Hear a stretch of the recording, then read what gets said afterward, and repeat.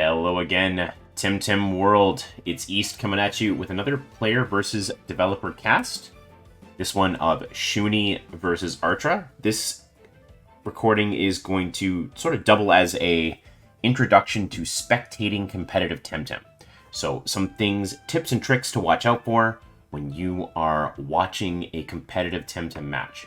So, some things to keep in mind as we jump immediately into the draft.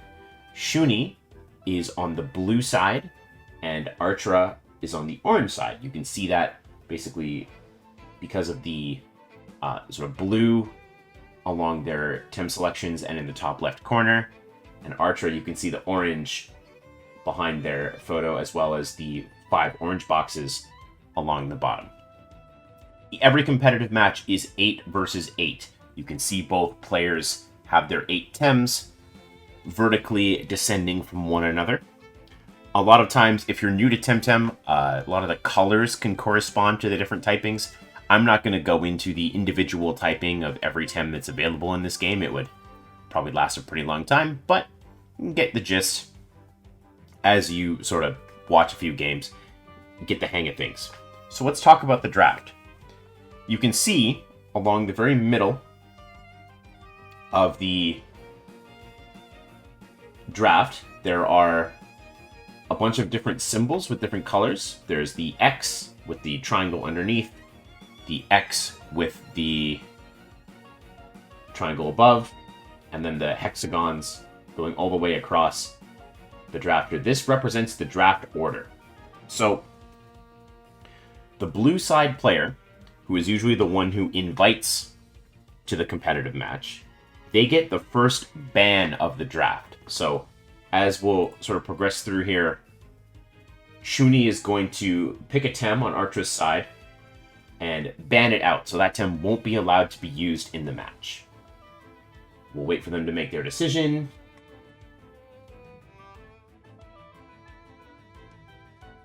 And it looks like Shuni is lining up the Nidrasil, and they do ban it out. Now, as you can see, the blue X has gone dark, and now the orange X is active. And Artra will ban out one of Shuni's Tems. They've banned the Inky. The first pick is about to be made, but before we get into that, I want to explain up here at the top, we've got 36 seconds, 20 seconds, and 40 seconds. These are the timers. The timer in the middle ticks down from 20 seconds every time one of these phases pass.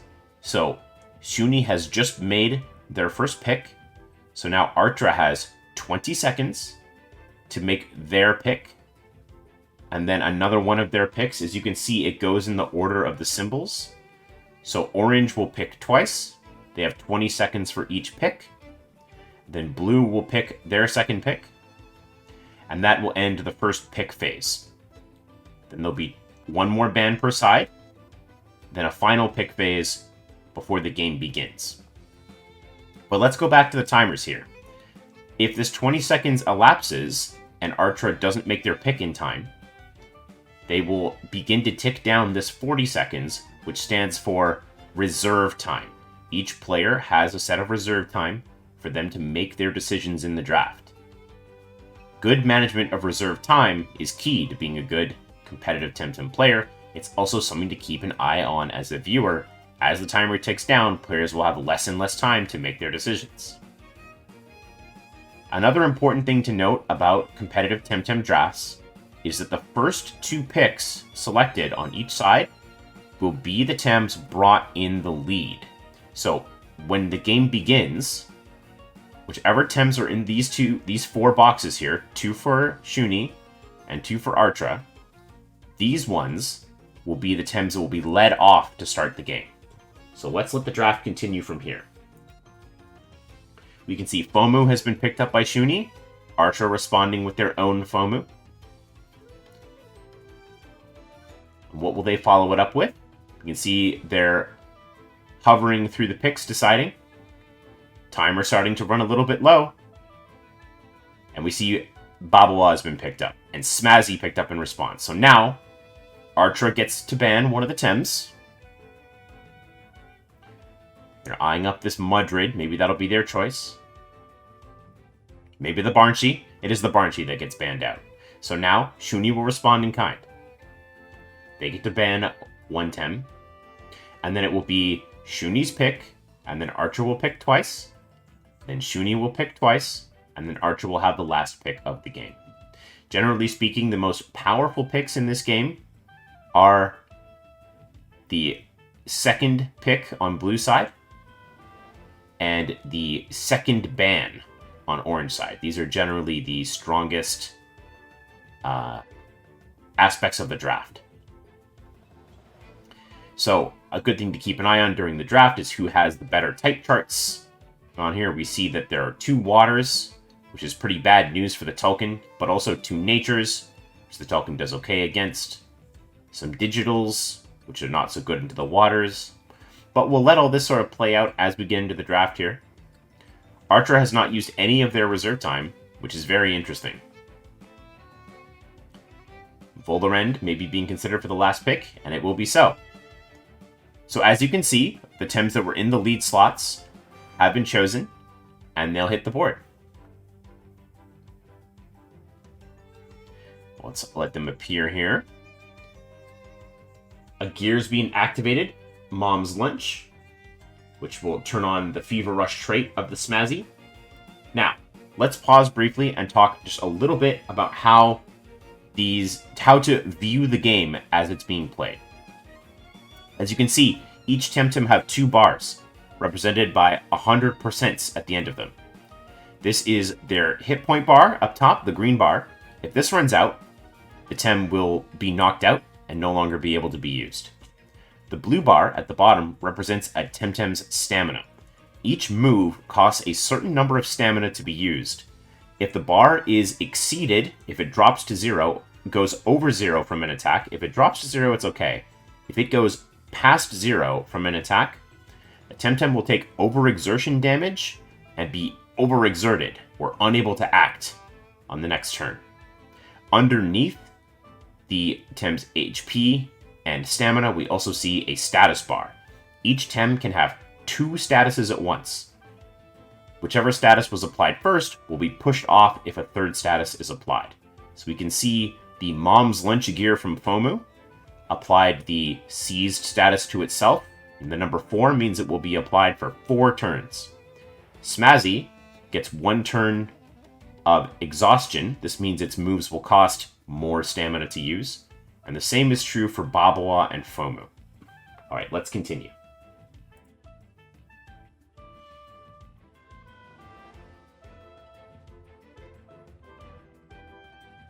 Tamers are deciding what moves to use. As we can see in the top part of the screen here, pausing again, there is a turn timer. As the turn timer ticks down, in the corner here you can see minute 30. Each player has a minute 30 of reserve time to make decisions during their turn.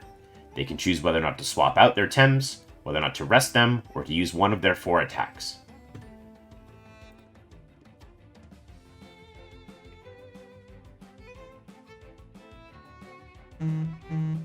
And we've got action. Smazzy goes for Hook. That's going to raise its attack by 2 stages. A water-cutting lily is fired in response from the Babawa. It's going to hit the FOMU, but not quite enough damage to bring it down. FOMU goes for a side Cold Breeze. That's going to activate Fever Rush again. And I will activate it another time, thanks to every time a status is applied to Smazzy, Fever Rush will get applied to it. FOMU goes for Ice Shuriken, and Amphibian is going to power up that FOMU because it was hit by a water technique. So early on in the game, we see the battle log being pulled up. If you're ever watching a Temtem cast and you see the Twitch chat, say, press X please, or X, press X. X is the hotkey to open up this battle log, and it contains tons of important information about the game. Firstly, on the right-hand side, you can see what turn it is. A number of turns have elapsed. You can also see the total status of each Tem's HP, stamina, statuses, and also stat increases. So FOMU is +2 attack, +1 speed. Smazzy is +8 attack. 8 is the maximum number that you can get in terms of attack boosts. Each boost to a stat increases it by 25%. So Smazzy now has 200% more attack.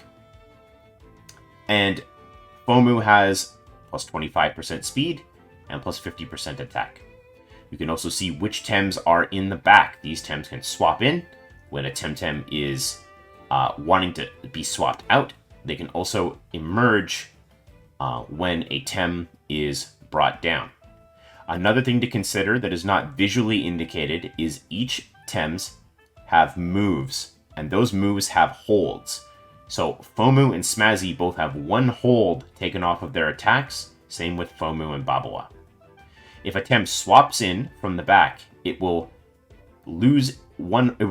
gain one hold at the end of its turn.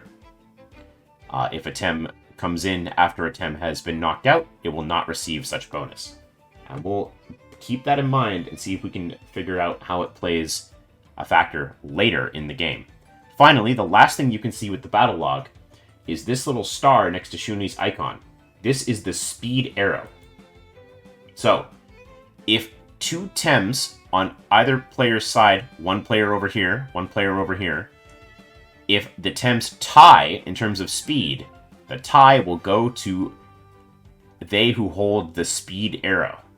And then the arrow will switch from Shuni to Artra. And the next time there's a tie, Archer will be the beneficiary of the speed tie. So whoever has the arrow is the one who's going to be going first, in the case of a tie. So, let's see how this turn is going to play out.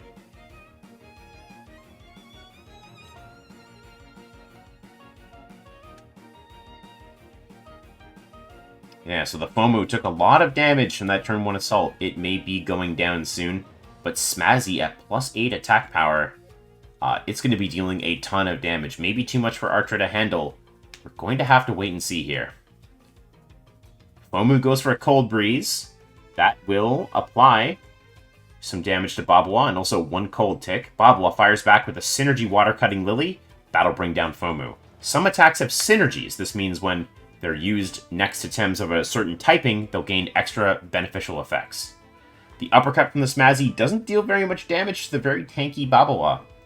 And the Water Cannon will go ahead and deal the rest of that damage to the Smazzy. So despite the attack boosts, Smazzy not looking so good. And now it's time for Shuni to bring in a new Tem from the back. And it's Chromion. So because this Chromion came from the back without swapping in, due to a swap out, it will not have any of its hold moves unlocked. The next turn starts, Babawa's going to swap out. Cernif coming in. Babawa was overexerted and could not attack. Soul Shout is going to hit the Fomu.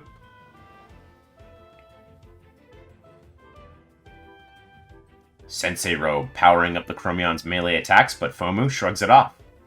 Shuni goes for an uppercut onto Cernif. A physical attack activates Cernif's Callosity, keeping it in play. Lullaby is going to go ahead and put both of Shuni's Tems to sleep for 2 turns. More like 1 turn, as they tick down. Statuses tick down by 1 at the end of every turn. So the players, what will they do now? Artra off to an early lead here with a 1-Tem advantage, but of course anything can happen here. The Smazzy has a ton of high attack power, and it will swap out, so this will make sure it has some holds to work with. Talwin, the Fire Bird, hits the board.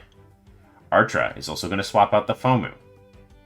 Babawa comes in on this side. This will give synergy to Water Cutting Lily. Is that what the plan is? No, it's actually a synergy Revitalize. Artra healing up the Babawa, and Chromion will be asleep and unable to act. After a Tem is asleep, it gains the Alerted status. The Alerted status means it cannot be put to sleep until the status is removed. And it, of course, will remove at the end of the next turn. This is so that sleep cannot be chained one after another to lock a Tem into place, although there are some sleep locks that players can pull off. Babawa goes for takes a hard hit from Fiery Soul there, thanks to the Pyromaniac trait, powering up fire moves. And the Fire Chip, which also powers up fire moves. Cernif goes for Bush. This will apply the Evasion status. Evasion makes it so that Tems will dodge attacks if they are hit by them. Chromion does not target the Cernif, however. It's going to go right for this Babawa, and Inner Spirit will bring the Babawa down. So that Revitalize was all for naught, as the damage from Shuni's Tems is enough to take it down. Cernif will restore 10% HP due to the regen status as it goes away. So our Tem count is 4-4. The powerful Smazzy in the back seems to indicate that Shuni may be in the lead here in this game number 1.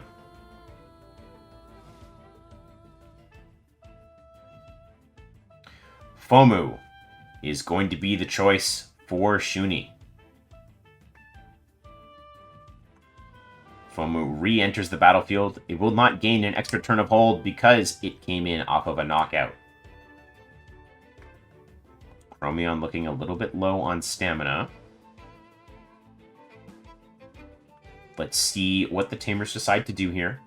And Shuni is going to go ahead and retreat the Chromion. Platypet is going to be the Tem of choice to replace it.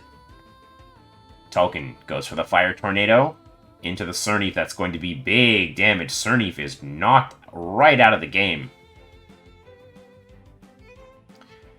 Pyromaniac, Fire Chip. That's going to be too much for Artra to handle. Down it goes. Fomu will respond with a Water Cannon, however. And that puts Shuni's Tolkien at dangerously low hit points. So, it's Artra's turn to bring another Tem into the game here. Let's see what they decide. It's going to be Voloren. This is a powerful scaling Tem. A scaling Tem is just a Tem that can increase its stats quite a bit throughout the game, much like Smazzy has increased its attack stat to +8. Low stamina for Fomu and Tolkien. Tolkien dangerously close to losing all of its hit points as well. And you can see in the corner, once a gear has been revealed, next to the Tem's portrait, it shows that gear. So as you get familiar with what these gears are, things like Sweatband, Fire Chip, Sensei Robe, Mom's Lunch, and Bait will become more apparent at visual glance. Tolkien winds up and fires a powerful Tornado. This is a high priority move. Moves that have high priority will multiply the Tem's speed by 1.5 when used. So that Tornado goes very fast. Voloren triggers up its Aerobic, but it gets hit by a Flood, so its stats will continue to drop. Fomu goes for the Ice Shuriken to finish off Tolkien. Yes, and it will go down. So Voloren's trait, Aerobic. Every time it uses a Wind-type technique, its speed goes up and its special defense drops. So this Voloren, thanks to the Flood from Platypet, is actually low on speed and special defense. Shuni is in a great position to close this out if they're able to get a crucial outspeed here, but they have to watch out. And we can also see, as we pause the battle log, the candy cane style striping on Fomu's stamina bar means that Fomu overexerted the previous turn. And that means that Fomu will be unable to take any actions other than resting or swapping out for something else. It won't be able to make an attack this turn.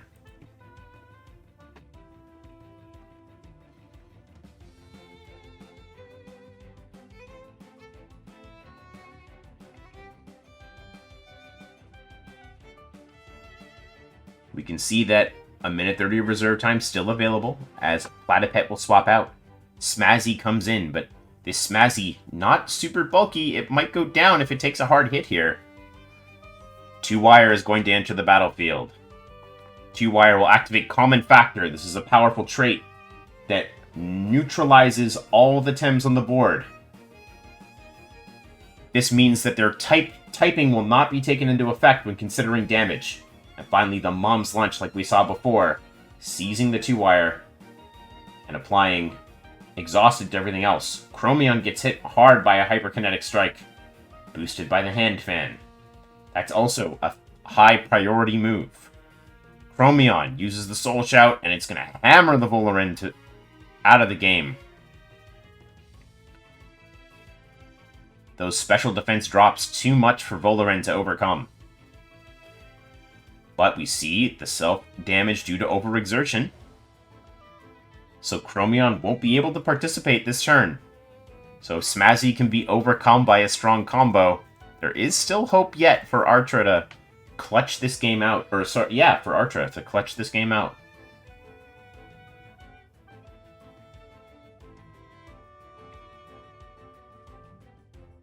The neutralized status will only last for one more turn. Oh, the uppercut speed arrow works out in favor of Shuni, as the Faraday cage is going to hit the Smazzy. Fomu gets off another lullaby, and that could be just what Artra needs, as Chromion and Smazzy won't be able to attack next turn, although the Fomu taking the overexertion damage means that it won't be able to act either.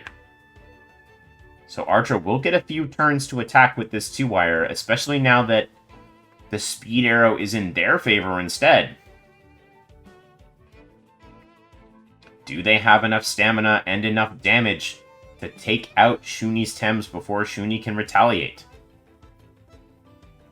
Artra gets the speed arrow in their favor. Noxious Bomb will be the move used, perhaps conserving stamina to take out the Smazzy. Chromion rests, and so does Fomu. The rest speeds tell both players that Fomu is the slowest Tem on the board right now. 2-wire has to be able to take out Chromion here. Seems like it's pretty well positioned to do so. And then +2 attack Fomu goes up against Platypet here. We're getting a photo finish in the endgame. Schween's Horn is going to make it a water-type Venomous Claws, exactly what Platypet needed. Chromion will go first. The Soul Shout into the Fomu does not bring it down.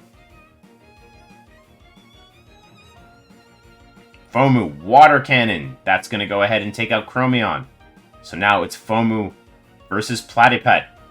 Oh, but the Fomu overexerts, so it won't be able to attack.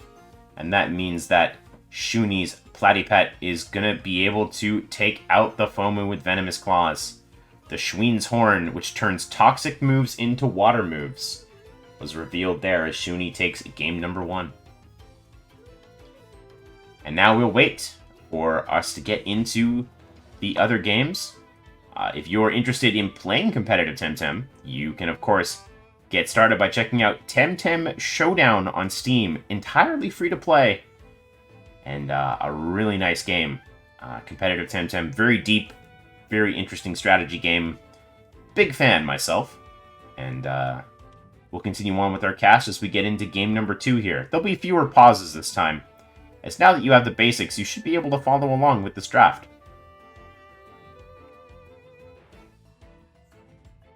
Both players are selecting their teams. They're allowed to change teams between sessions. In some tournaments, that's not allowed. But in this one, just players versus devs, more of a for fun environment. It is certainly allowed. As we see the new teams come out. Shuni playing a very different looking team. More Toxics, more fully evolved Tems this time. Artra also doing the same. We see the mythical Tyrannak getting banned out first. And now it will be Artra's turn to ban Yowler, the powerful Bear Tem, taken out of the game. Shuni will get first pick now, as they were the one who did the inviting. So we see double Toxic, triple Neutral, and double Earth on Shuni's team. And then for Artra, we see triple Toxic, which is a very common core of Tems being played in the current metagame. Calibus and Tolkien, a powerful lead combination. Going up against Volpe, who as a nature Earth doesn't have too many options to threaten damage here. But this Ukama is very, very threatening against Tolkien. As we saw last game, Water Cannon deals a lot of damage to a Tolkien. So, the leads have been picked, and now it's time for a second phase of bans. Venk's getting taken out, Artra targeting the neutral Tems, which is smart. Neutrals really having only one type counter, and that's Mentals, a type that Artra is not playing in this match, so smart to use the bans instead to make it hard for Shuni to use those neutrals. Garunder and Mooflank being selected from each player. And Tataru being picked up as well. So both players have a bulky neutral Tem, or a hard-hitting neutral Tem at least, at their command for this game. Will we see a mirror match, perhaps? Tulkun or Garunder making an appearance on Shuni's team? Yes, we see the Tulkun. Will the Garunder come as well? Shuni considering which Toxic to bring to this matchup. It is difficult to make this pick on blue, as of course the orange player will be able to counteract your pick with their own. But we see another mirror match pick of Volphy being picked up.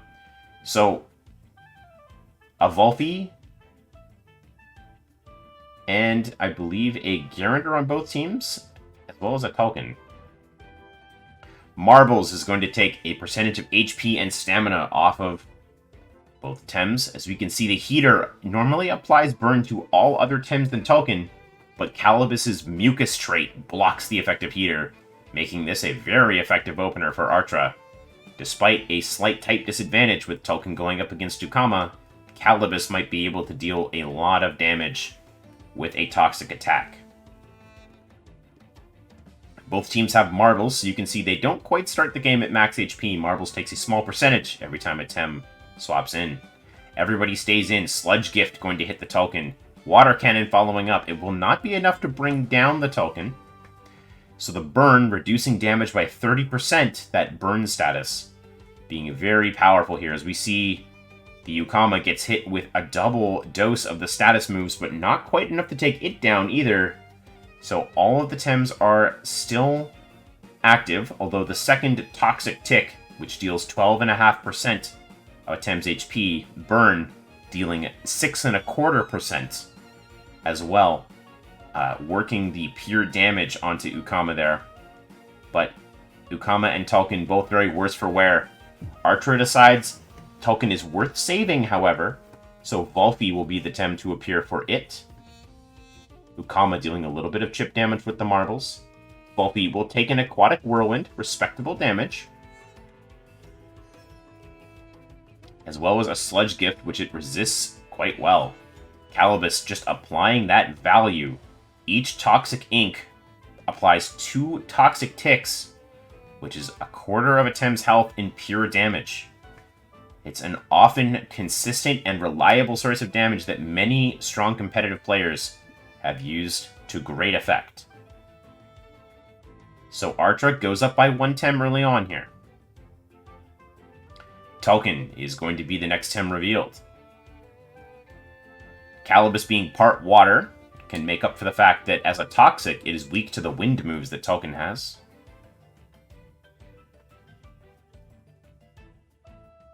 We'll see what the Tamers go for here. Plague is going to come out. That's going to hit the Volphy. It is low. Perhaps a Fiery Soul from the Tulkun could deal enough damage. No! Shuni splits damage, and we see the Lifeful Sap being applied to the Volphy. And the Calibus with the Synergy Flood is going to harshly lower the speeds of Shuni's Tems.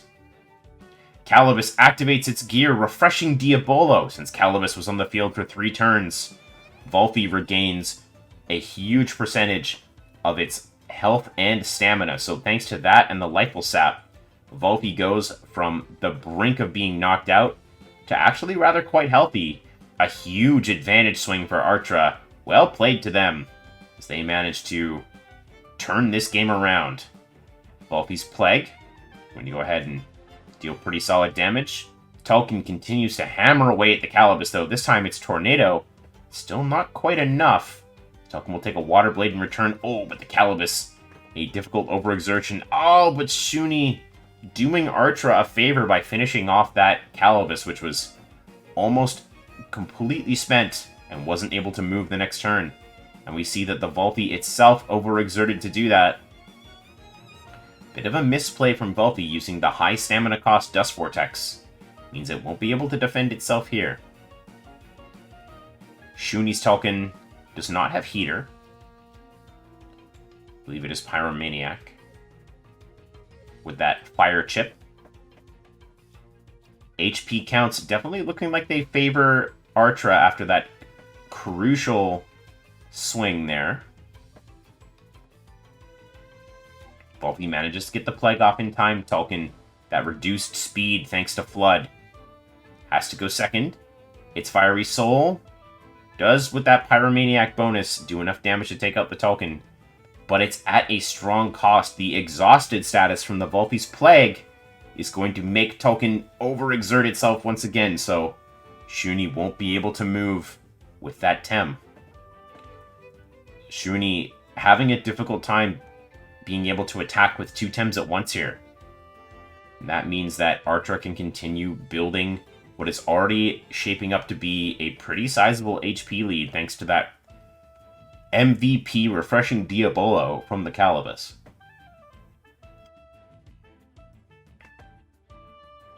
Shuni throws down the Gyrander. This is normally a very fearsome Tem if it can get the right type chart matchup. As a Toxic and Earth Tem, it has many resistances and many Tems that it can hit for effective damage. However, Earth is one of the types that it does not do super well into, and Neutral is the other one. As it takes 2 times damage from Earth attacks, ouch! It is almost completely taken out of the game. Can get 1 Wastewater off. That's a high base power Toxic move that applies 1 tick. But Artra is in no problem at all. The Talwin's reduced speed really playing a factor here, as it's going to be slower than Volpi and perhaps even the Tataru, and being the second to move, or even the third to move in this game, can be a crippling weakness. And Gyrander, a sitting duck for the Volpi as well.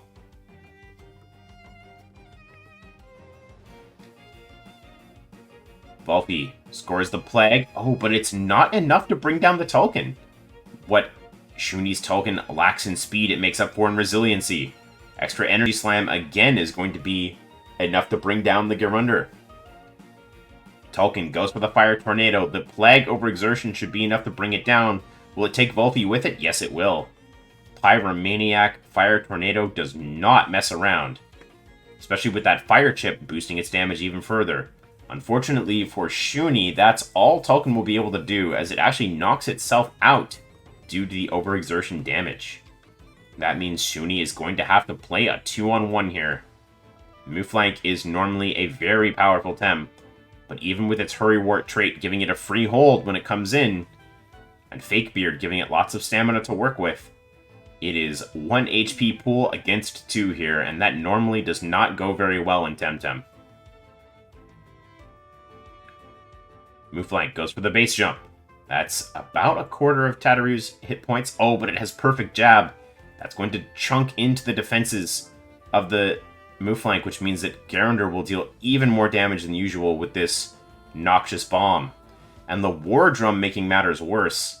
Mooflank goes from being a fairly sturdy Tem to immediately deficient in terms of its defenses.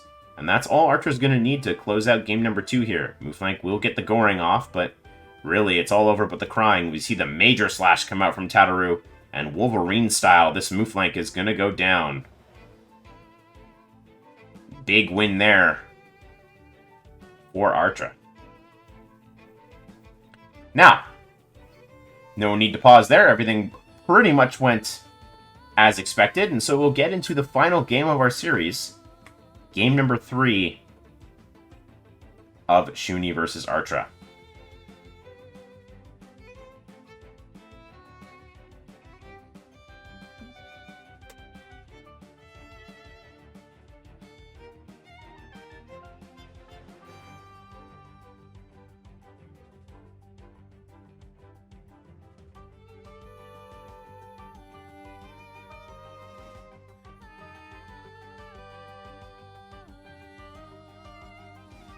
Doing a little dance while we wait for the next match to start.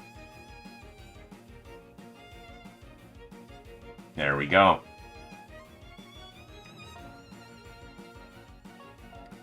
And we see 2 new teams again. Shuni, really liking that Fever Rush Smazzy strategy, has added a couple Tems with the Hypnotist trait. This trait will immediately put all other Tems on the board to sleep, as opposed to Heater, which would burn them.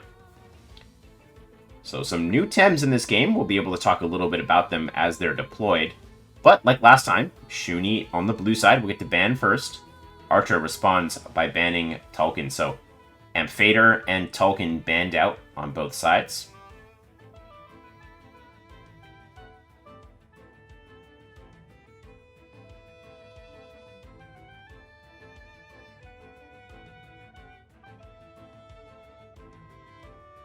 And it's going to be Tataru picked up first. Usually a fairly solid lead when there are no mentals in play. Artra does have a mental that they can summon in response here. That would be the Kinu, the kind of floating watermelon looking thing. But instead we'll see Arachnite and Nidrisil be picked up.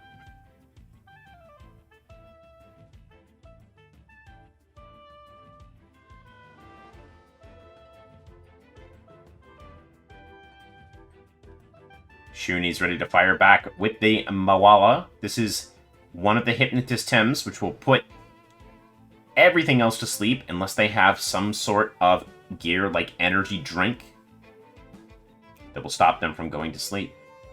Volpe banned out second. Shuni can counter with a ban of their own.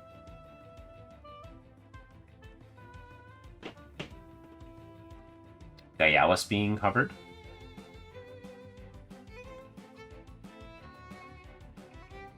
Time running a little bit low for Shuni here. They need to make a decision quickly. Time continuing to creep on, and it will be Gaialis seeing the ban. Shuni picks up Talwin. This is a first stage Tem that also has the Hypnotist ability. Very useful when combined with Tems that don't mind being put to sleep or get some benefit from it. 2-wire being picked up as well from Artra.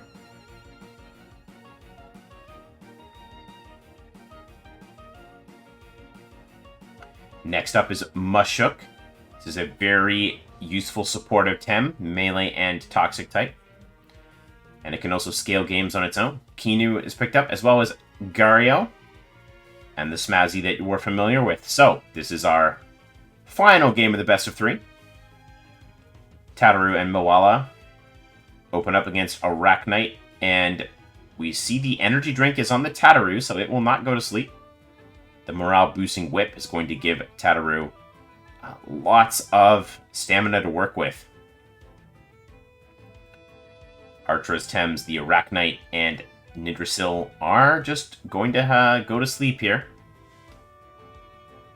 We see Phobia, the name of the Arachnite, as it retreats. 2 Wi-Fi coming in. And if this is a Mom's Lunch 2-wire, we'll see another mechanic in Temtem, which is, again, only 2 statuses can be held at one time. So when Common Factor and Mom's Lunch remove these statuses, we'll remove the sleep status from Nidrisil, and it will be able to go ahead and attack this turn. But instead, the Nid simply rests, perhaps Artra forgetting about that mechanic, or maybe just wanting to save stamina, not attacking while Mom's Lunch was lowering it. So early advantage here for Shuni in terms of hit points, but this 2-wire is very well positioned. It's going to go ahead and use Hologram, which will protect it from damage this turn. Shuni is targeting the other side. Nido Seiho is going to lower the HP. The allergic spread activating Nidrisil's powerful Tri-Apothecary. It's going to put 3 toxic ticks, worth 37.5% onto both Mawala and Tataru. Extra Energy Slam, chunking back for big damage into the Nid. Unfortunately for Shuni, with the Common Factor now resolved, their Mawala is a bit of a sitting duck for Artra's 2-wire to slam damage into should they choose to do so. They do have the Hypnotist trait from Talwin in the back, and mental Tems like Mawala cannot be put to sleep. So that'll be an interesting thing to keep an eye on here. When will Shuni make that swap to get Talwin into the game? Mawala leaves. And it is going to be Talwin right away. So the Tataru will not go to sleep. Hypnotist. Oh, we see it's actually a pillow Nid. So it will be healed slightly. And then swap out into a Kinu. Nicely done from Artra, as they managed to avoid taking too much damage. The neutral move, even though it is a high base power, resisted. However, the Kinu still takes pretty respectable damage, because Kinu is a Tem not known for its physical defense. But now all of the Hypnotist shenanigans are over, and Shuni has not really solidified their position against this 2-wire at all. It is still the most dangerous Tem on the board for them, and it's not something that it's going to be easy for them to deal with. Shuni forced to swap again. Talwin will leave. Gario entering the board. Now, Gario has the Autotomy trait, which means that it will gain evasion when it swaps in, but it's actually going to use Kaleidoscope, the gear it has equipped, to give that evasion instead to the Tataru. Artra makes a swap. The Arachnite coming in instead. The Faraday Cage, oh, it was meant for the Talwin, instead it hits the Gario. Tataru going to respond in kind, going for a Noxious Bomb. That was targeting the Kinu. A nice, smart swap out from Artra there means that Adaptive will trigger. This changes Arachnite's secondary typing from Digital to Toxic, and a neutral Toxic is a very powerful Tem combination indeed. As well, Arachnite gains 2 points of special attack, so 50% more special attack. That is a dire proposition for Shuni, as now the 2-wire will be supported in its quest to break down all of Shuni's Tems by this Arachnite that can also deal heavy damage now. And Artra is not going to risk the 2-wire taking damage. It's going to come out. Kinu is coming in instead. This Kinu has the Benefactor trait, so if the Arachnite takes damage, which it does here, quite a bit of damage thanks to the Held Anger, Benefactor is going to heal it right back up. Cozy Net comes out with the synergy. This is going to put Gario to sleep and trap it for 2 turns. A very powerful, or 3 turns on the trap, sorry. A very powerful technique. And because it was done next to a Nature Tem, Arachnite gains 3 ticks of regen, so it's going to be healing itself right back up into the fight here, while the Gario is a sitting duck for Kinu's nature attacks. Asleep and unable to swap. This Tem is in huge trouble here.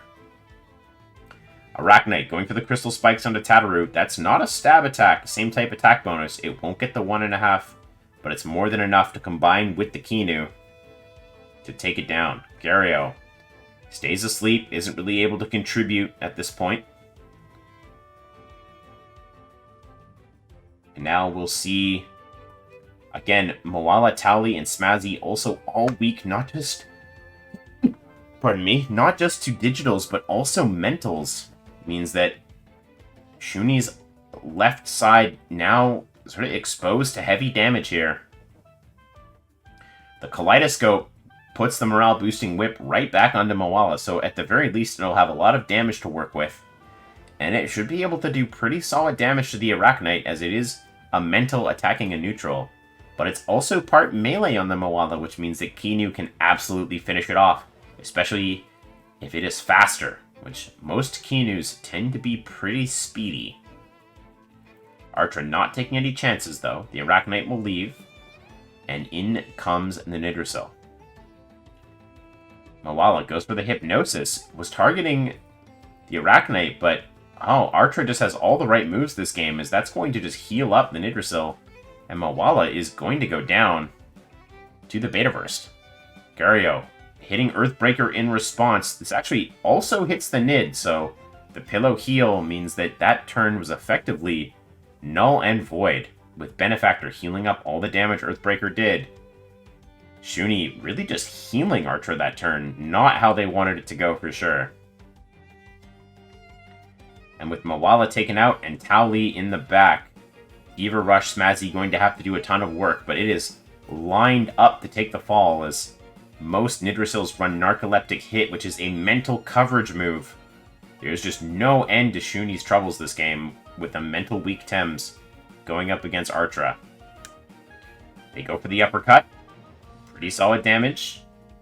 The Nid's going to go ahead and fire back with Allergic Spread. That puts the Gario on a 3-turn KO clock. Clay Ball is going to hit the Kinu. That'll lower its speed, which can be useful. As Kinu goes for Gaia, this is going to completely restore its HP, while Kaleidoscope will provide 1 turn of healing to the Nid. And Kinu just continues to be this huge problem for Shuni, who now has fallen way, way behind here. They could lose both Tems this turn, and it'll be just a tally against 5. Uppercut, back into the Nid. It has no problem striking that off. Especially thanks to Benefactor. Smazzy absolutely eats the dirt from Beta Burst there. And Gario with the Clay Ball again. It's going to lower Kinu's speed a little bit, but we see the overexertion damage there. Narcoleptic hit. Also going to heal up the Nid. That Pillow doing lots of work.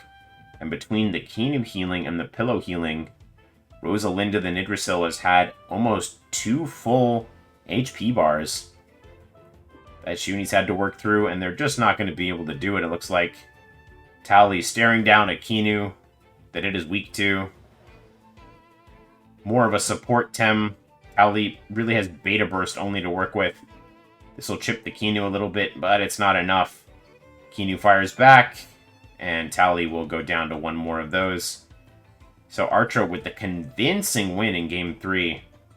And Tally, going to go for Intimidation, but it doesn't work targeting the wrong side. And that'll be that.